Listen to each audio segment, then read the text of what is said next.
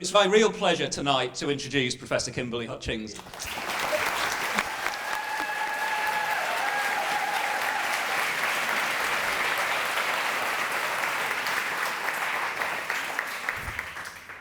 Thank you. I think I should stop now while the going is good.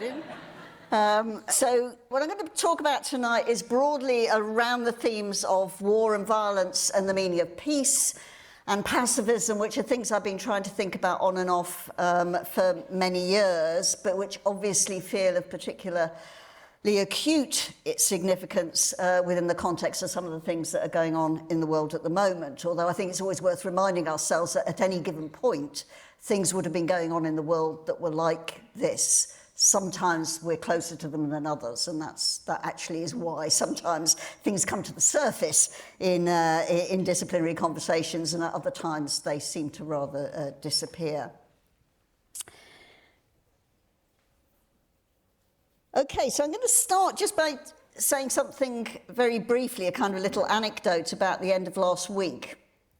I was preparing to go to Durham to be part of a workshop on Chris Finley's book on Republican just war theory, which is a great book. I very much recommend it, particularly if you are interested in the legitimation of anti-colonial and anti-imperial violence. And I was doing some ironing prior to this visit. I thought they deserved an iron shirt. And was listening to Radio 4 and Woman's Hour, and they had an interview with a woman Czech drone pilot in Ukraine. I don't know whether anybody else caught this. It was a fascinating interview because this woman was operating in an underground bunker and was being asked about what it was like to be a drone pilot for the Ukrainian military, and was asked about, how do you feel about the people that you are targeting, or the targets that you are targeting, the property that you're targeting? And she talked about two things, really, that seemed to me to sort of capture a kind of weird sort of dualism and paradox in our attempts to think about war and peace, or violence and peace. The first thing she said was that flying the drone was wonderful because she was able to see the spring. She could see outside. She's living in a bunker. She's driving the drone. She can see the blossom. She can see the blue sky. She can see light that she can't see in the same way. And when asked about the targeting, she said she tried to think of the people that she was targeting as human beings, but then she just said, but I don't feel bad about killing them because they're trying to kill me, basically. It's necessary. She used that language of necessity. So there was something very interesting there about her invocation of what we might see as an ideal world of peace, in which we can all look at the blossom and enjoy the spring, and the necessity of war, the necessity of killing. And this, in relationship to going to a workshop on Republican just war theory, which again was grappling with paradoxes of violence and of ideas about whether violence could ever be self-limiting, again just brought back to me the sort of difficult questions that I think most of us who are involved in studying international politics are forever trying to think through. So this is my attempt to think through some of these things within a context in which I don't think there are any easy answers whatsoever. So this paper argues, or tries to argue, that if we're to recognise peace in the present, then we need to rethink our understandings of peace and pacifism beyond the idea of a binary between war and violence on the one hand and peace on the other. And I'm bracketing war and violence together here, partly to just deal with the ways in which organised violence takes different forms and isn't always obviously in the classic paradigm of interstate war. The paper proceeds in three sections, or the talk proceeds in three sections. In the first section, I explore understandings of negative peace, including in the contemporary discourses of just peace and liberal peace. Negative peace identifies peace with the absence of war and violence, and it's associated with what is standardly assumed to be, as it were, more realistic versions of what we might mean by peace or of possibilities for pacifist politics. In the second section, I explore alternative understandings of peace and pacifism stemming from the idea of positive peace and its association with pacifism as the rejection not of specific wars, but of wars and other forms of systematic political violence altogether. These constructions of peace and pacifism differ from ideas of negative peace, but they are still premised, I suggest, on the idea of a clear distinction conceptually between war violence on the one hand and peace on the other. In the third section, I consider alternative understandings of peace and pacifism that further complicate the meaning and significance of peace. These ways of thinking and practicing peace that I look at in the third section, or try to start thinking about in the third section, reject a binary understanding of the relation between war violence and peace. And I explore this through examining certain cases of feminist practice. This third view, in which the binary between war and peace is rejected or at least problematized, implies, I think, the provincialization and transformation of the meaning of success or failure in practicing peace, and reinforces the point that there's no peace anywhere that is uncontaminated by war violence.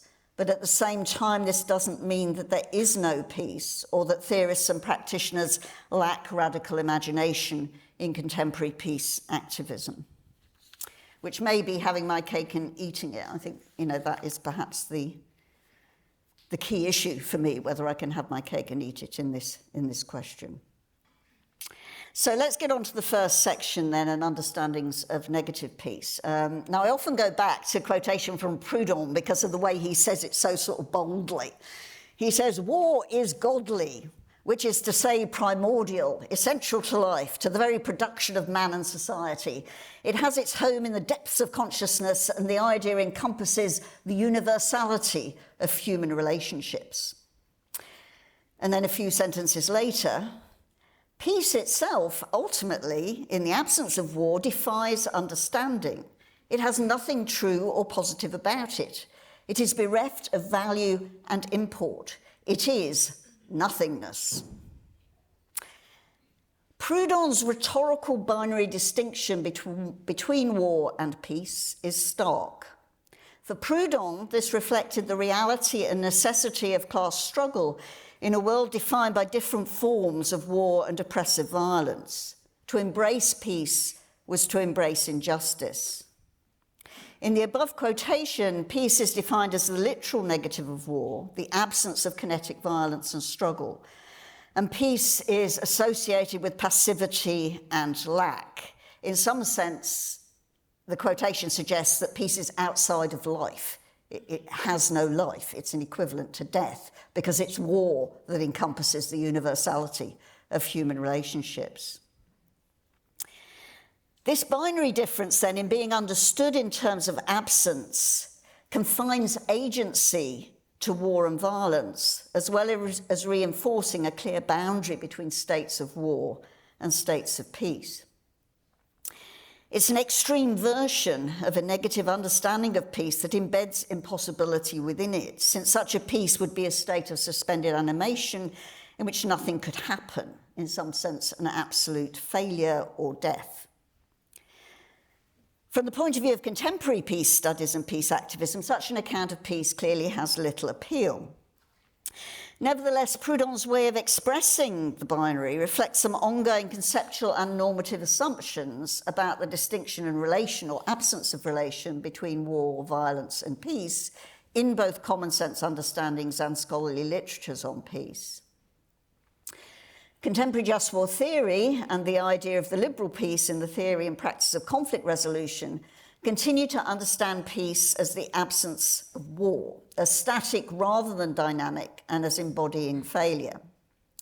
In the case of just war theory, war and peace are identified as clearly bounded concepts which can be related strategically and instrumentally.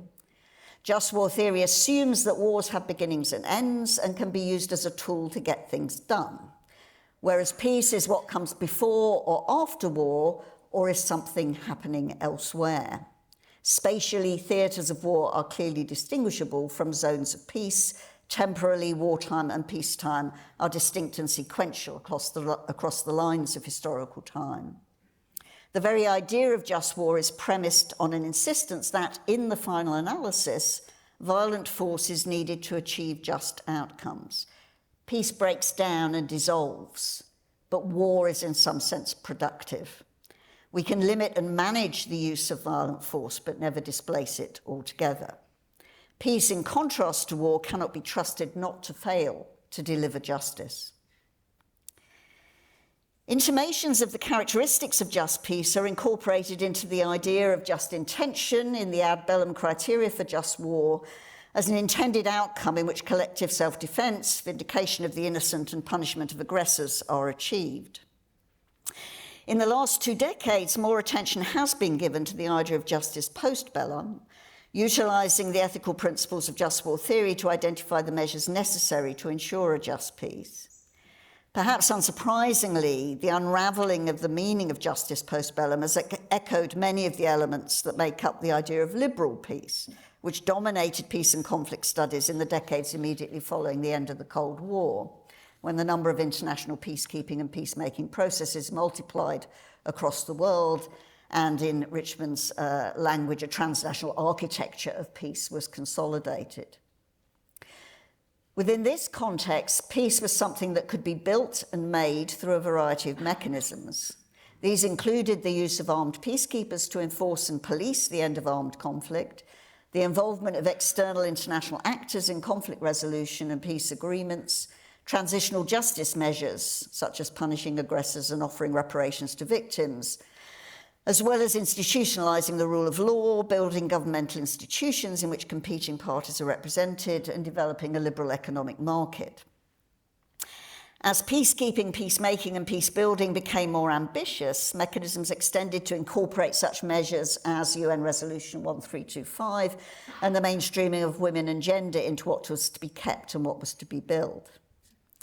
At the same time, techniques were developed to measure success and failure of peacekeeping, peacemaking, and peacebuilding processes across a range of criteria.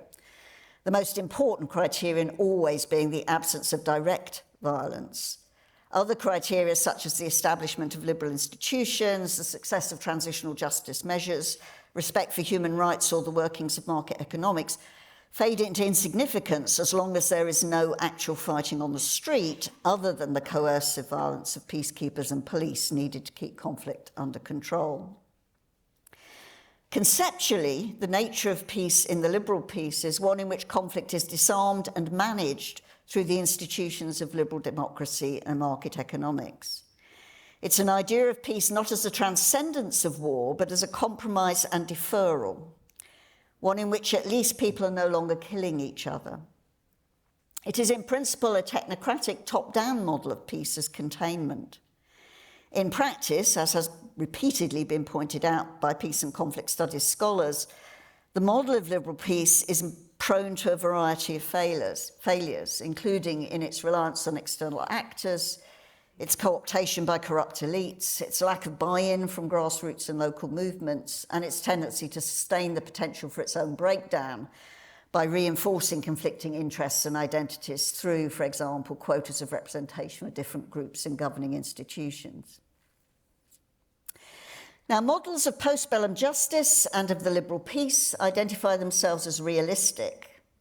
They extend principles inherent in what are taken to be the best modes of delivering justice and enabling the absence of war in practice.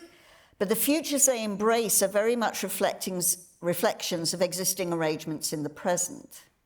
If we look at the epistemic assumptions built into the liberal peace, they include universal criteria for what counts as peace, which can then be held up against standards of success and failure. Peace is first and foremost the absence of war, but it also includes a range of other factors, as already mentioned, which may be more or less present and whose success or failure can be scientifically benchmarked, measured, and evaluated. Although the account of peace is generally applicable across contexts, it is always located somewhere and is both spatially and temporally limited, in the sense that peace in one place is no guarantee of peace in another, and all peace emerges out of conflict and cannot be guaranteed to last forever. Now, there are obviously strands within histories of pacifism as a political ideology that cohere with just war theory and liberal peace and share similar assumptions.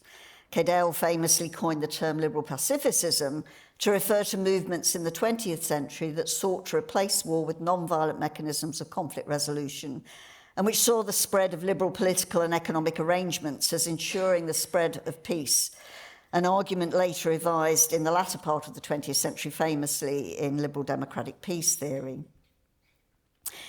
In more recent years, arguments have been made for contingent or conditional pacifism, which involves a commitment to reject war except insofar as any war can satisfy the criteria for just war, ad bellum and in bello. In these versions of pacifism, the ideal of peace is again primarily understood as the absence of war, and liberal institutions and values at state and international levels are seen as the most effective bulwark against war. But the nature of specific wars matters, so that the idea of wars being just is not ruled out, and peace is always conditional. These strands of pacifist thought are the closest that pacifism comes to being considered reasonable and realistic.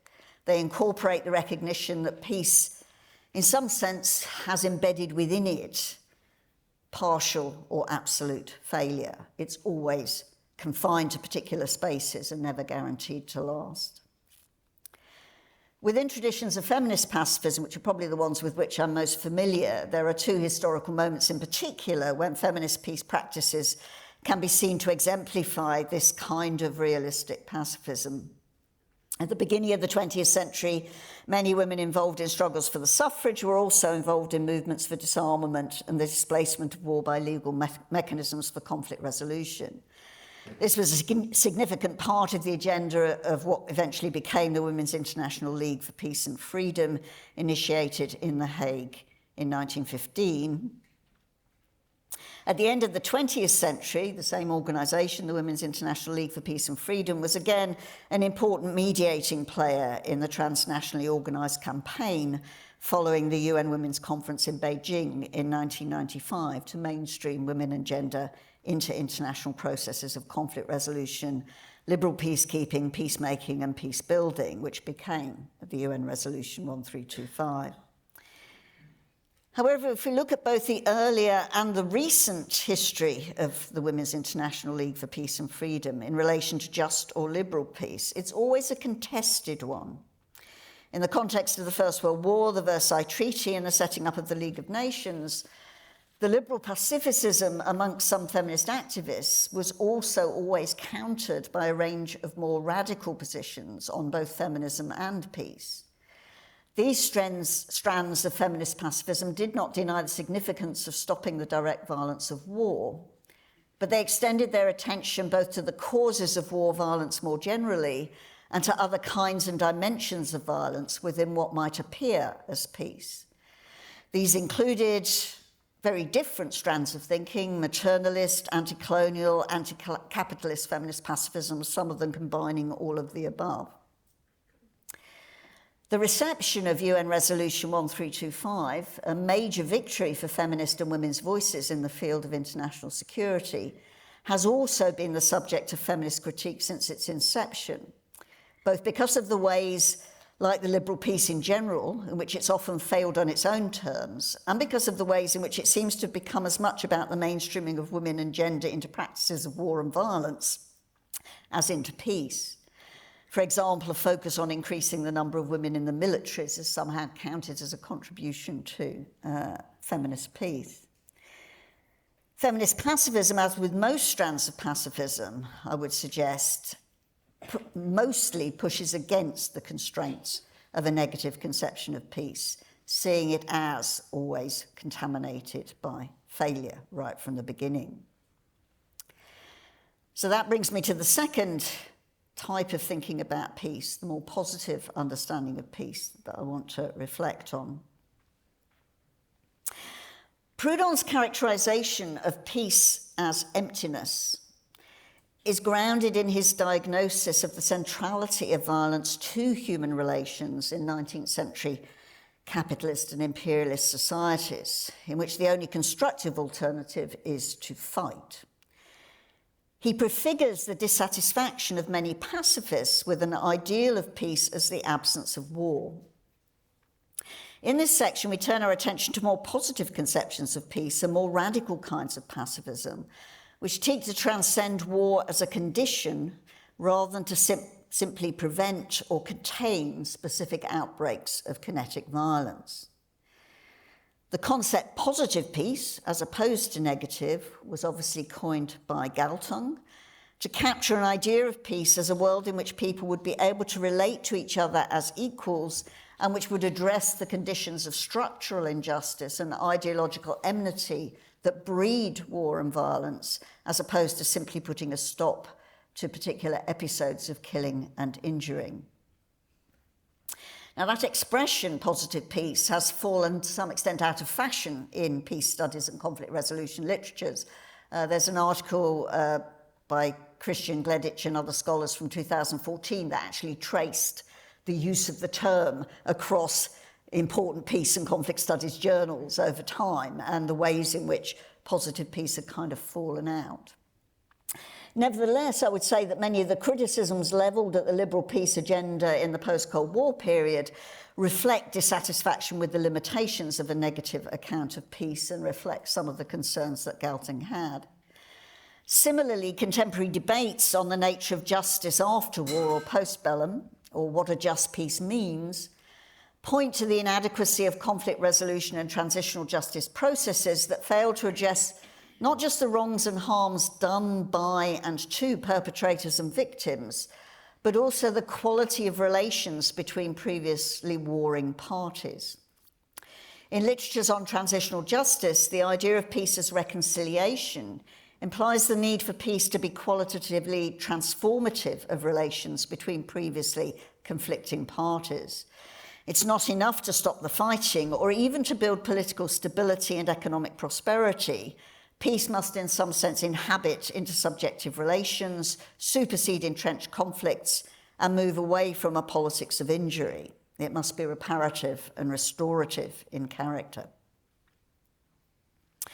While not the same, ideas of peace as reconciliation, just as with ideas of positive peace, endow peace with substantive content.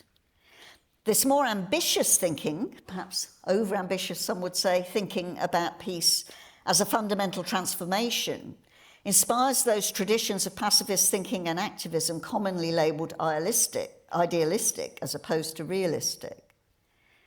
These kinds of pacifism encompass a range of ethical and political commitments, from conscientious objection to non-violent mass resistance. They've been linked to anarchist, feminist, socialist, anti-colonial and civil rights movements. They have in common a diagnosis of war and violence that links it to the fundamental nature of existing political, economic and ideological conditions, and a prescription which demands that activism to address those fundamental conditions should not contradict the ends for which those actions are undertaken. The diagnosis shared by these forms of pacifism is that war and violence cannot be understood in terms of discrete outbreaks, which follow from when peace breaks down, or as a selectively appropriate instrument for enabling desirable political outcomes. Rather, war and violence are systematically integrated into the political, economic and ideological nature of world order. Politically, the organisation of the world into a neo-colonial hierarchy of territorial nation-states embeds national interests into competition and hostility. Economically, not only does a massively inequitable global political economy breed the likelihood of aggression and resistance between rich and poor, it's also massively dependent on warfare as a source of wealth, as well as of the destruction of the planet through the production and consumption of different means of violence, from weapons to uniforms. Ideologically, national identities are formed and refined in distinction from others, and the myths that support those identities are deeply dependent on war stories and the othering of enemies. Prescriptively, these more radical pacifisms aspire not only to end wars or instances of collective violence, but to end war and violence as such, in the sense of systematically organised war and violence, rather than interpersonal violence. For this reason, they reject the use of violence to attain the ends they pursue and understand their politics as prefigurative of the conditions of peace and non-violence that they seek to attain. This mutual imbrication of ends and means commits these kinds of pacifists to non-violent methods, but also suggests that the time and space of peace is more complex than in the case of negative conceptions of peace. In negative conceptions, peace is either before, after, or elsewhere than war, but not necessarily fundamentally distinguishable from war apart from the presence of actual fighting. In more positive understandings, peace is radically other to war. It is an imagined future in which the world is transformed, but it's also present insofar as pacifist political action models the transformation.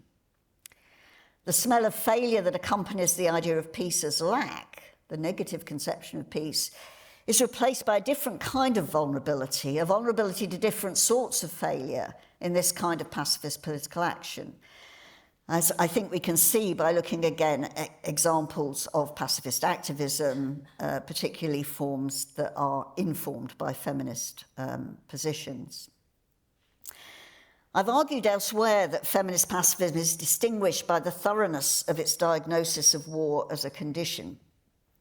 For feminist theorists, war as a condition encompasses not only the political economy of war, the military-industrial complex, and the centrality of the modern state to war as an institution, but also the ways in which gendered relations of power are reproduced and justified, and in turn reproduce and justify war.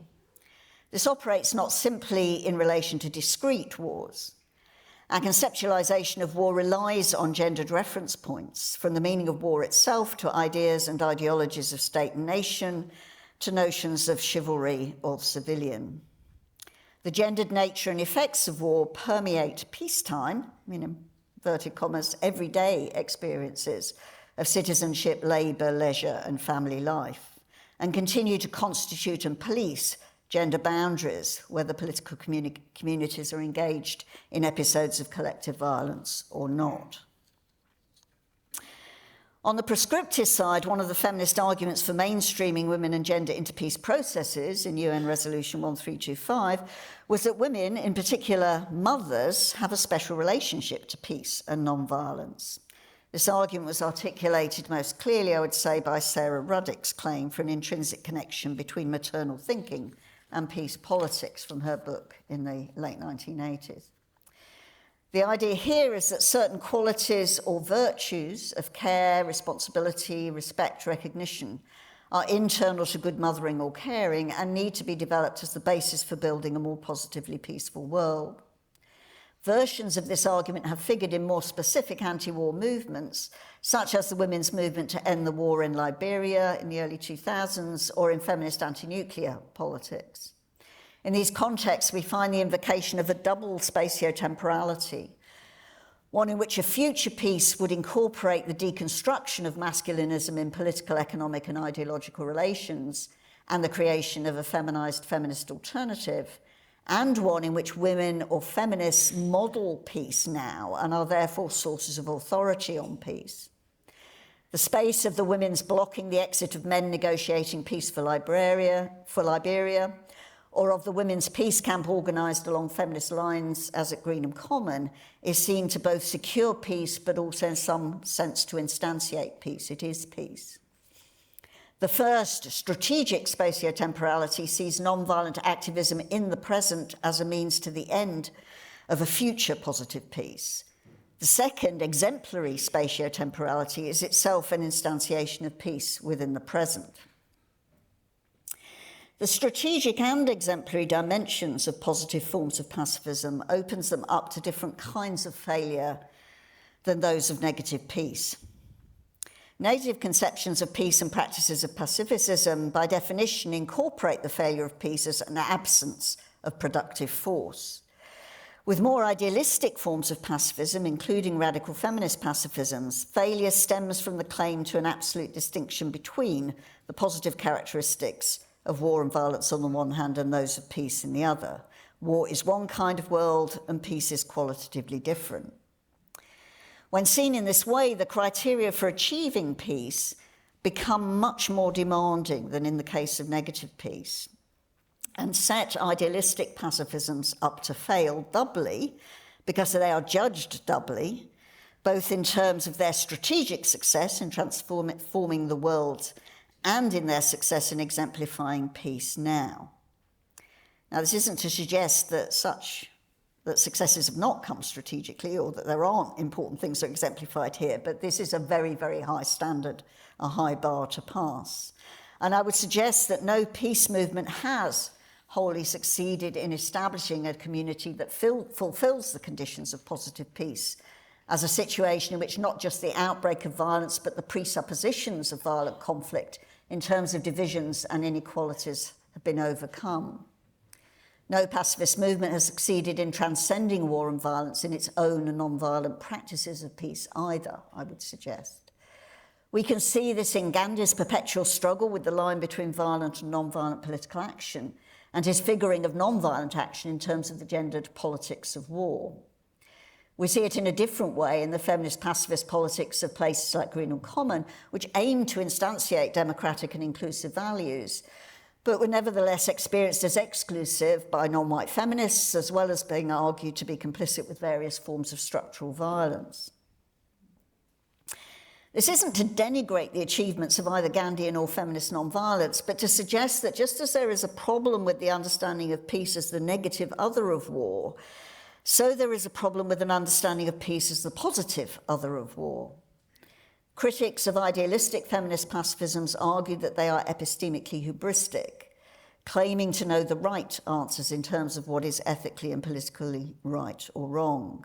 They accuse them of absolutism, transcendentalism and purism, and of being apolitical and out of touch with the real world. They are castigated for tending to essentialise women as naturally allied to peace and for passivity in the face of oppression. Proudhon's understanding of his world as one of fundamental struggle and violence provides a vision of peace as lack, but also implies the need to address the violence of the world in which he was situated. The latter point gestures towards the more expansive political agenda involved in visions of positive peace that we've just discussed. Within traditions of pacifist theory and practice, I've so far suggested, we find strategic and exemplary spatiotemporalities of peace, which both have failure to some extent built into them. A failure that follows from an incapacity to sustain different versions of a binary distinction between peace and war violence in both principle and practice. Pacifist imaginaries of liberal peace understand peace as the bounded and temporary absence of war. The liberal peace involves a strategic commitment to the use of top-down instruments to stabilise and enable peace. In the case of feminist liberal pacifism, this includes international policy and regulation as exemplified by Security Council Resolution 1325 and a range of subsequent policy developments, such as the requirements for states to produce national action plans.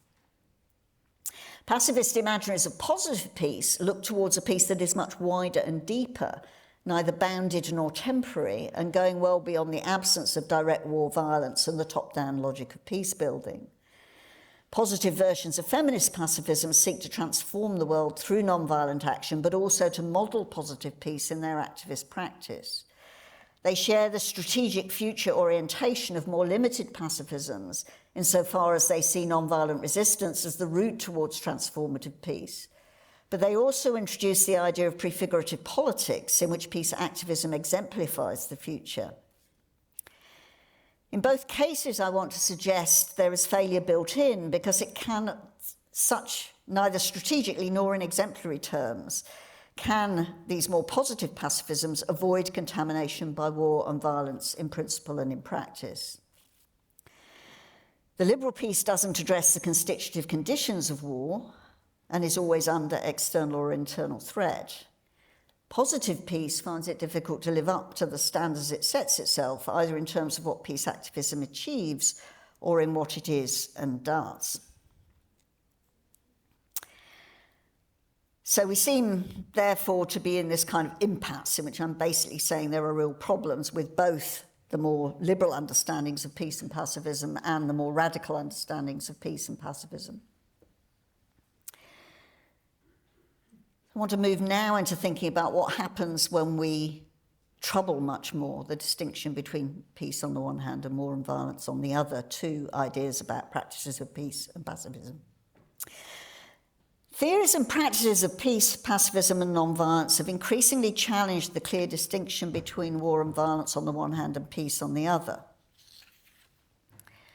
As noted above, Gatland's notion of positive peace is no longer much used in the literature in conflict resolution and peace studies, but nevertheless, critical peace studies has engaged with very similar questions in trying to widen the concept of peace in recent years, notably criticising any tendency to reify peace as a static or objective thing, and also objecting to identifying peace with top-down containment rather than the transformation of conflict.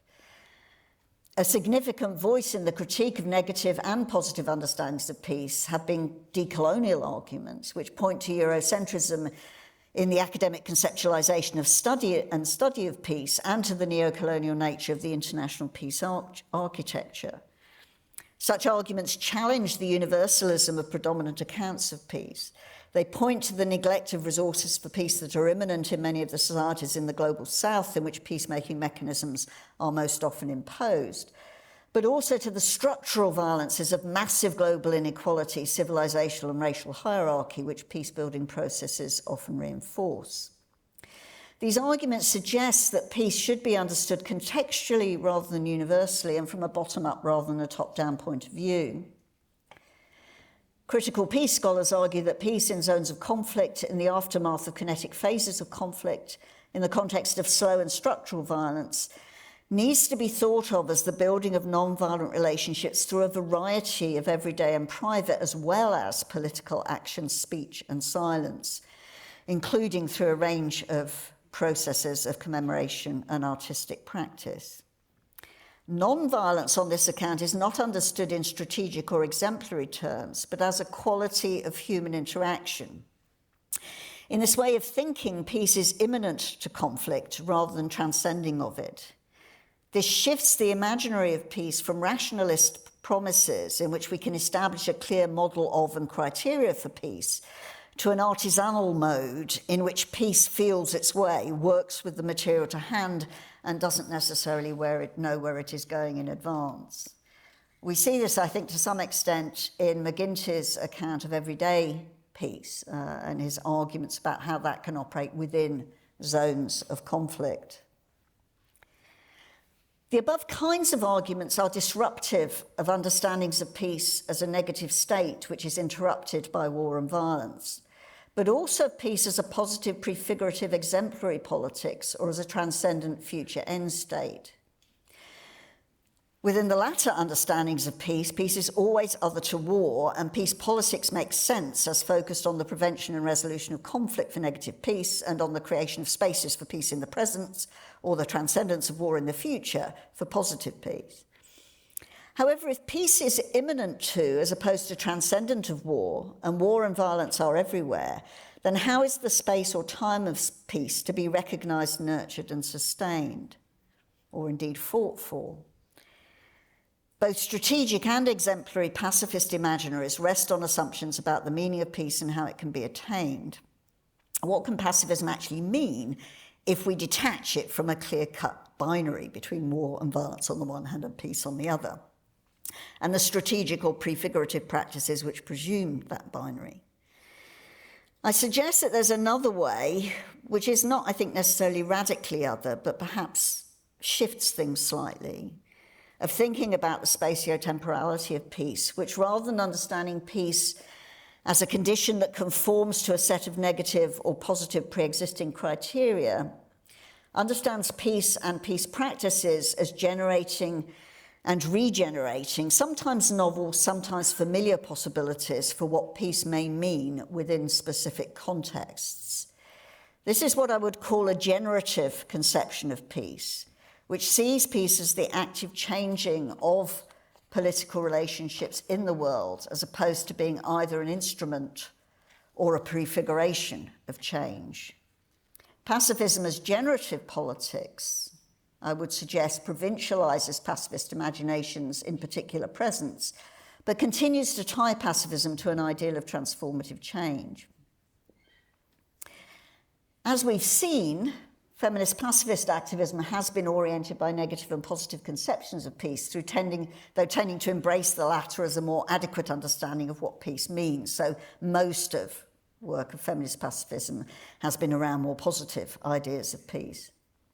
In recognising the imminent relation between who we are as political actors and the constitutive conditions of war, feminist pacifist activism is forced to grapple with the complexity and messiness of how we produce and are produced by war and violence, and to challenge war and violence across all its dimensions, from the construction of individual and collective identities to the political economy of the development of weapons systems. As such, however, the insights of feminist pacifism, even when they're deployed in the service of articulating ideals of future peace, I think to a large extent have already disturbed the idea that there's a clear-cut distinction between war and violence on the one hand and peace on the other. The gendered identities so closely bound up with war and violence are also a source for challenging the conditions that give rise to them. They're not transcended in feminist pacifist politics, but simultaneously used, subverted, and reimagined. We see this, for example, in peace practices such as unarmed civilian protection. And I'm drawing very heavily on Louise Ridden's work here. I don't know whether Louise is in the room. I've got the pleasure of being in a panel with her on Friday. But her book, Nonviolent Encounters, Unarmed Civilian Protection Through Bodies, Spaces and Times, is, in my view, an absolutely exceptional contribution to trying to think about this field of ambiguity in which I think we're caught when it comes to the relationship between war and violence and peace. And we also see it in the way that feminist peace activists work across divisions between personal and everyday roles and public political action, for example, by instrumenting traditional associations between women, care, and motherhood. Now, I don't want to keep going on because I want to give people a chance to raise questions and to broaden the discussion, but I go on to discuss some of the arguments in the book, Feminist Solutions to Ending War, which was published in 2021, and which I think speaks to this ambiguous agenda, as does quite a lot of the critical peace studies literature, I would suggest, in recent years. And what that literature tells me is the fact that, to some extent, our judgment about peace practices has to be retrospective, and it has to be fundamentally tied to shifts in the quality of human relationships, which kind of takes me back to where we started, because Proudhon says that war encompasses the universality of human relationships. I think that is not true. I think there are ways of thinking about and practicing human relationships that do not conform to the logic of war, but they are often at their most powerful as being developed within the contexts of war. So if we're going to look for guidance about peace, I think we need to look at what people are doing in theatres of conflict and violence. I just want to end with another vignette, which for me sort of expresses this ambiguity that it seems to me we are all caught in when trying to think about what peace and pacifism may mean in a world in which intuitive sympathies immediately go towards reaching for our gun in certain sorts of contexts. And that's a vignette from Emma Goldman, who many of you will know took part in an attempted assassination in her early anarchist days, and then later became fundamentally anti-militarist and anti-war, especially in the experience of the First World War, but then finds herself in, I think it's 1936, it might be slightly earlier, explaining why she's embedded with a group of Republican anarchist militia who are fighting on the Republican side in the Spanish Civil War. And her argument is that she can do that and remain consistent with her anarchist and anti-war, anti-militarist principles for two reasons. One, she argues, and I'm not sure how much to believe on this, but she argues the military that she's working with are organised on anarchist principles. They do not represent a hierarchical military way of doing things. And their aims are anti-state. Now, whether that's right or not, whether that's justifiable or not, that's not so much what I'm concerned with. But I think what she's doing there is exemplifying an argument for, in some sense, finding peace in war in a very direct sense. And I'm trying to think in that sort of troubled sort of space that I think she was in at that time. And I'll finish there.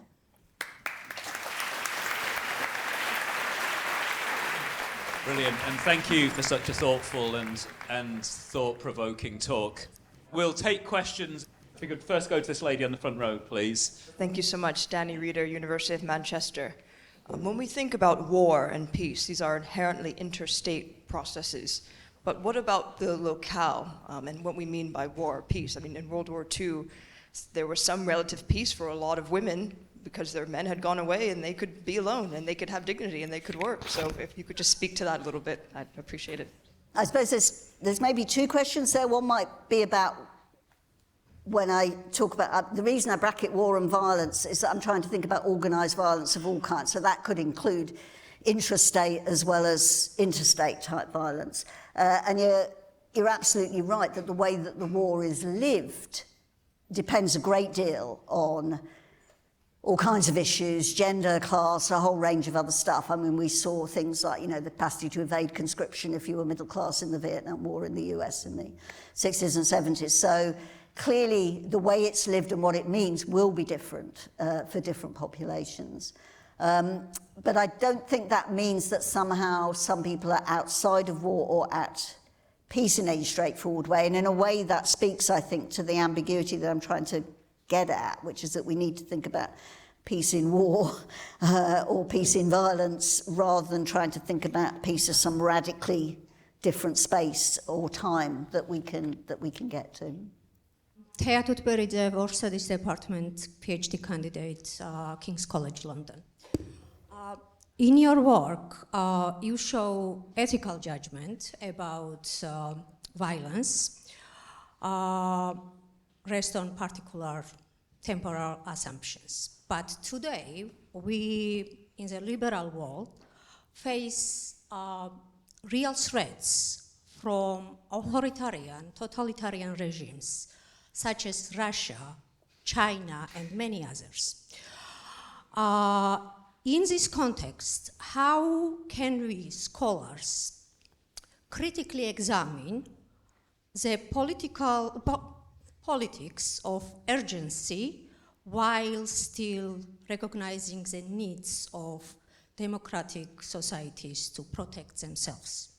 There's obviously very good reasons why resistance is necessary in lots of different contexts if you want to support values of democracy or of inclusion or of equality. There's always a set of questions about how that resistance is done. The pacifism I'm interested in is one that wants to look at the systemic conditions that underpin our capacity to use collective violence in the way that we do. That doesn't mean that I don't think there are very good reasons why people in Ukraine want to fight back or why people in Palestine want to fight. Of course, there are extremely good reasons why they want to do that. But if we do it in a context in which we simply reproduce the conditions, the assumptions that that is the default position for sorting out conflicts, then it's not clear to me that we've really tackled the problem of war and violence. And I mean, even just in terms of political economy kinds of questions, a lot of people are getting very rich, regardless of which sides they might be on. And without the arms, without the equipment, then it wouldn't be possible for aggressive wars to be fought in the way that they are currently, which is obviously through things like drone attacks, which don't allow the time for defence very often. So I think one has to keep both strands going, if you like. I'm not saying that, you know, one of the reasons I was interested in Chris Finley's book is that I think he gives one of the best arguments I've seen for just war theory, the best versions of just war theory. But I also want to think about that bigger set of questions. And I mean, one of the things we have to face is that supposedly democratic states have been using catastrophic violence, catastrophically, an awful lot of the time over the last sort of, 50, 60 years. So democracy in and of itself doesn't necessarily always seem to do the job. Autocracy and totalitarian regimes. Democracy works with democracy, democratic languages, and diplomacy. But that wasn't true in the Vietnam War. It isn't true of Israel's, bombardment of Gaza. It wasn't true in the Iraq War. So if we look at the record across the board, it isn't always about standing up for democratic values. Sometimes it is, but it isn't always. And the equipment for standing up for democratic values or for bullying somebody else is actually the same. You need the same equipment. So I think you need to think about that kind of second level. But I completely sympathise with your point about, of course, you're going to fight when people are trying to kill off your people or your state or your values. My name is Leila Kadiwal. I'm associate professor at UCL. A lot of conceptions of peace and peace building tend to assume separation between nature and human.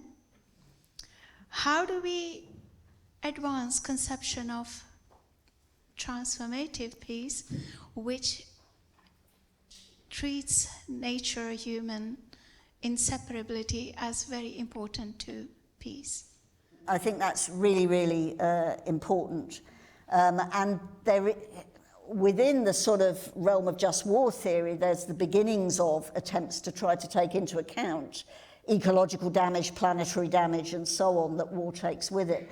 I think there's a limit to how much just war theory can cope with that, and a lot of pacifisms have always incorporated the non-human as part of what it is that is significant about what is destroyed by a war system. There's absolutely no question that war and violence involve massive ecological damage. The production of the instruments for war and violence involve that. So I think it's absolutely right that the non-human should be brought into thinking about the damage. But what do we get in places like the UK? Well, we're going to revive our economy through building weapons. The kinds of ingredients, the things those weapons are made of and the ways in which they're tearing the earth apart don't figure at all. You're back to an entirely anthropocentric way of trying to think about war. Chris Rossdale, University of Bristol. The critiques of the kind of the positive way of thinking about peace are very compelling, but part of what falls out in the turn to the kind of third space is that promise of social transformation. And again, the Emma Goldman example is a really compelling one, but for Goldman, this only made sense in the context of a desire and a drive for a kind of wholesale social transformation. And I'm wondering, is that something we have to leave behind in the move to the third, or what role does it have within that? No, I don't think we do. I think there is a difference between the kind of reflection on these things that I'm doing as someone somewhat outside, and in the world, people's practice, because I don't think people do things thinking, well, it may or may not, or, social transformation isn't worth it, let's just be...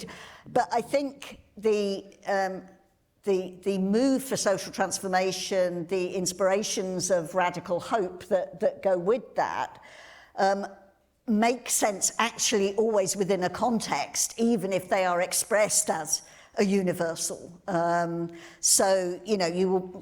Anti-capitalist protesters will not actually be talking about exactly the same thing, depending on where they're doing their protesting and so on. So I think in some ways it does push against the grand old revolutionary story of a fundamental change of the world as a whole.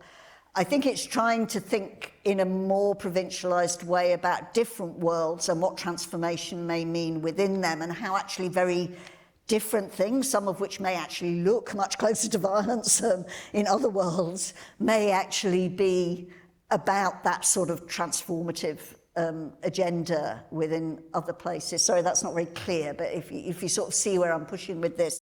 Norga Claxam, Richmond, American University.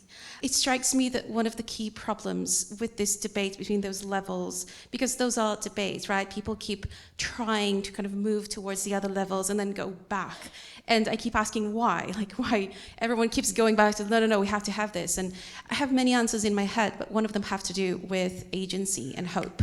That there is something very agency-centric and therefore very future-oriented and very hopeful about the idea of, I'm just going to do this, and then this is going to be the outcome, and that's an outcome that I want, and that's it. And people just feel very uncomfortable in the uncertainty of, well, I don't know if it's going to do anything, but.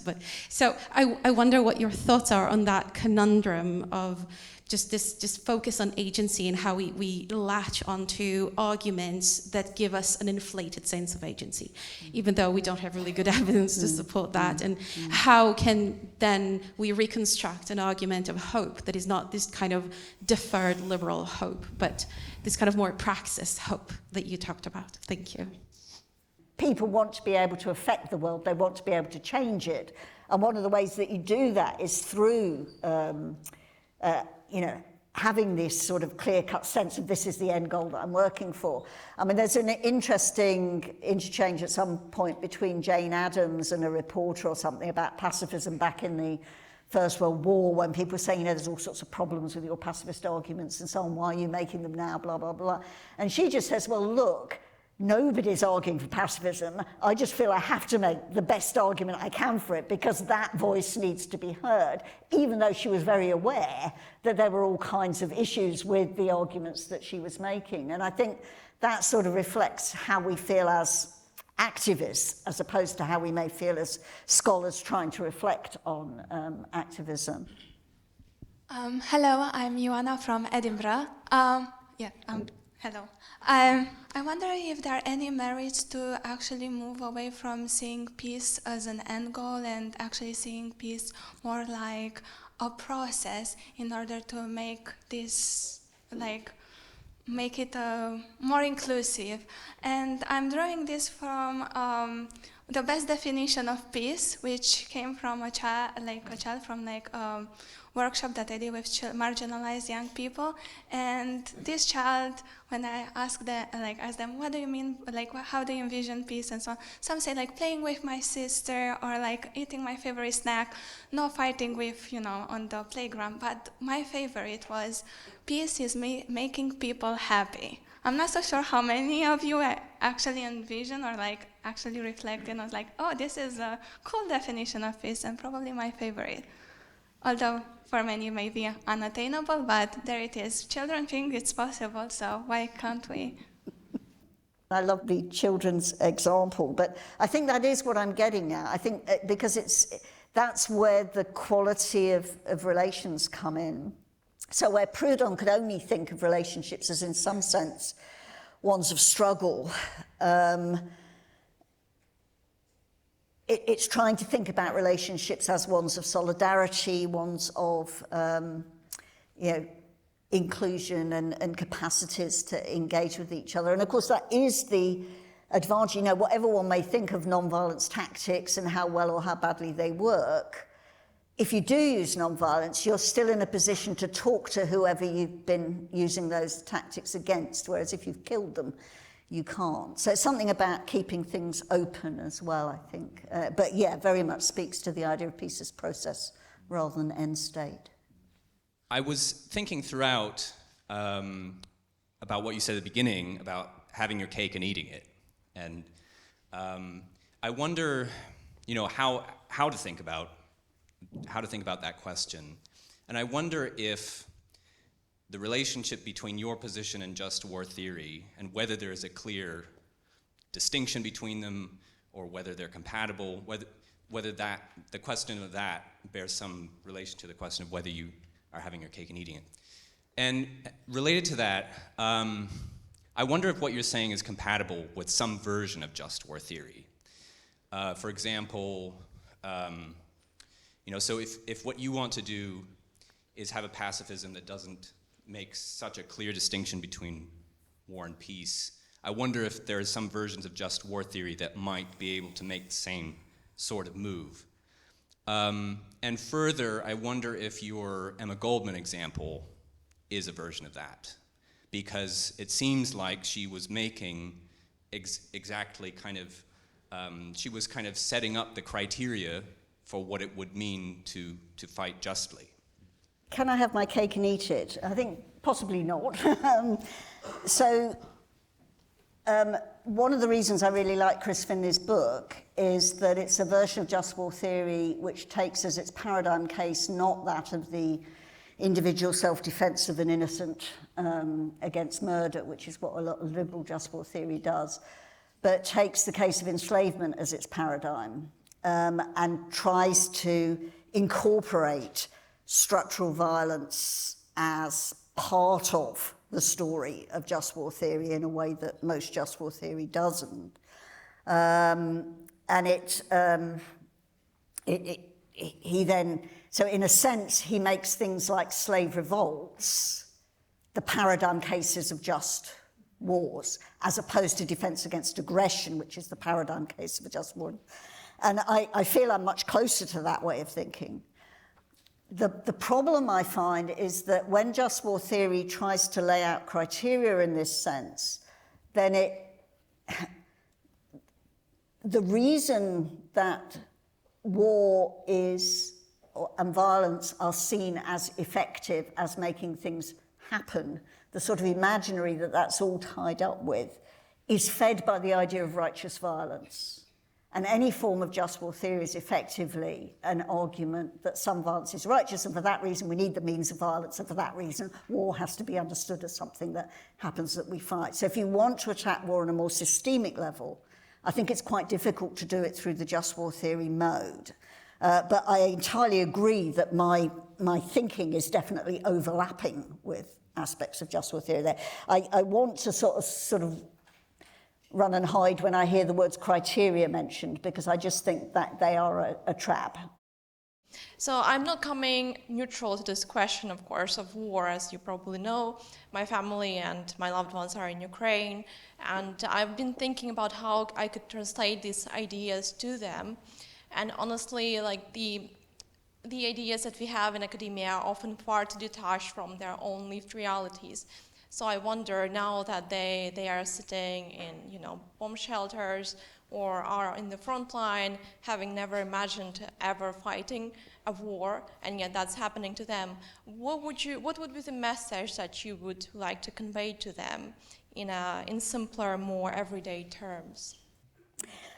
I don't think it's my business to speak to those who are on the front line and fighting. I was fascinated by what the Czech drone pilot said, partly because it said something about the context and the experience of fighting that she was part of.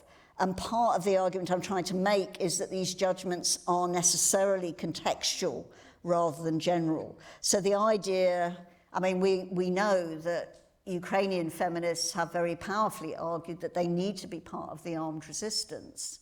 And as a feminist, I'm not going to simply, dismiss that view. So I don't think it's my business to tell people in Ukraine what they should or shouldn't think. I do think it's my business to think about how the world operates and ways in which war becomes embedded as something that is the default position when you are in a context of resistance, whether it's against aggression or against imperialism and colonialism. And the kind of ambiguities I was trying to get at was precisely about the way that clearly those examples trouble any straightforward, you should never use a weapon kind of positions. Tony Cherkes, Tallinn University, thank you. I've been thinking about your Emma Goldman example a lot because we at Tallinn University, we also encounter Emma Goldman a lot in our thoughts and our work. But I recently read a book by Wolfram Eilenberger, who talks about Simone Weil. And I was thinking a lot about this, the question that you posed about Emma Goldman being a pacifist, but then also kind of justifying or legitimizing those actions at the time. I mean, Simone Weil was struggling with very much the same questions, but from a sort of a almost theological kind of religious perspective. And I wanted to ask if you are maybe kind of going to Simone Weil would also help you with articulating some of the ideas that you're struggling with for this third section of your work. And I wanted to ask if you actually thought about it in that way. Thank you. Yes, Simone Weil, oddly, I mean, this is obviously a theologians thing, because I was at a conference, pacifist conference of theologians the other day in Uppsala, and somebody was talking about Simone Weil there. So, no, I think there are things to be learned from there, and I think there are things to be learned from the Goldman example. And I suppose at some level I do think it comes down to two things. One is the quality of human relationships that are being nurtured, and the second is the question of whether there can be a self-limiting violence. In other words, a violence that is used, but in a way that will limit violence in the future. And that's always, you know, that's the sticking point. Goldman was able to say what she said partly because for her the state form was an inherently violent form. So any fight for any state, whether it's a nice state or a nasty state, was out of the question for her. It was only possible because it was an anarchist brigade that was fighting for anarchist goals. So yes, I think there is a lot to be learned, and I am interested in going back to Simone Weil actually in that context. Yeah. Great. I hope you'll join me in thanking Kimberley for such a fantastic keynote address. Thank you.